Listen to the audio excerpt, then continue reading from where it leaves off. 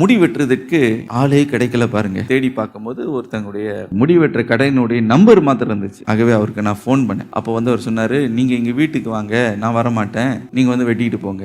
ஆகவே வீட்டு பின்னாடி போய் முடி வெட்டுறோம். அப்போ அவர் சொன்னாரு, எனக்கு வயதானது, எனக்கு கொஞ்சம் நாட்களுக்கு முன்பதான் ஹார்ட் அட்டாக் வந்தது அப்படின்னு எல்லாம் பேசிக்கொண்டே இருந்தார். பேசிக்கிட்டே இருக்கும்போது அவருடைய வாழ்க்கையில படுகிற பாடு துன்பத்தை எல்லாம் என் இடத்துல விவரித்து சொல்லும் பொழுது ஒரு காரியத்தை சொன்னாரு. அந்த காலத்துல என்னன்னு தப்பு பண்ணுங்க, அதுக்கு அனுபவித்து தான் ஆகணும். மனுஷன் தப்பு பண்ணா அதை அனுபவித்து தான் ஆகணும். அதுல இருந்து தப்பவே முடியாது. கண்ணை மூடுனா என்ன தண்டனெல்லாம் கடவுள் வைத்திருக்கிறாரோ தெரியலையே அப்படின்னு அவர் சொன்னார். ஏன்னா அந்த ஹார்ட் அட்டாக் வந்ததுல அவர் பயந்துட்டாரு. ஆகவே நான் சொன்னேன், பாவத்தை சுமந்து தான் ஆகணும்னு இல்லைங்க.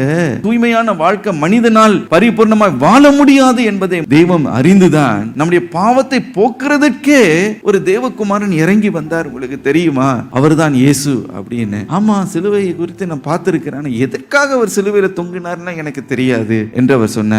உங்களை போல ஆளுக்குதான், என்ன போல மனிதர்களுக்காக தான் அவர் சிலுவையில இறங்கி வந்தார். பாவ மன்னிப்பை கொடுக்கும்படி அந்த வார்த்தை அவர் அவ்வளவு அதிகமாய் தொட்டது பாருங்க. அப்ப நீங்க சொல்றீங்க இந்த பாவம் அப்படியே போயிருமா அப்படின்னா, ஆமா, அந்த பாவத்தை அவர் சுமந்துகிட்டாரு, அது அப்படியே போயிரல.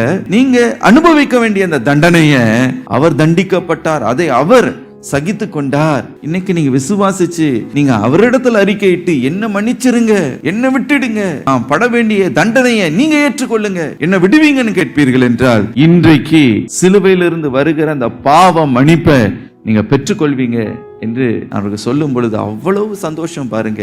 அந்த நாளில இயேசுவை அவர் ஏற்றுக்கொண்டார். ஹல்லேலூயா.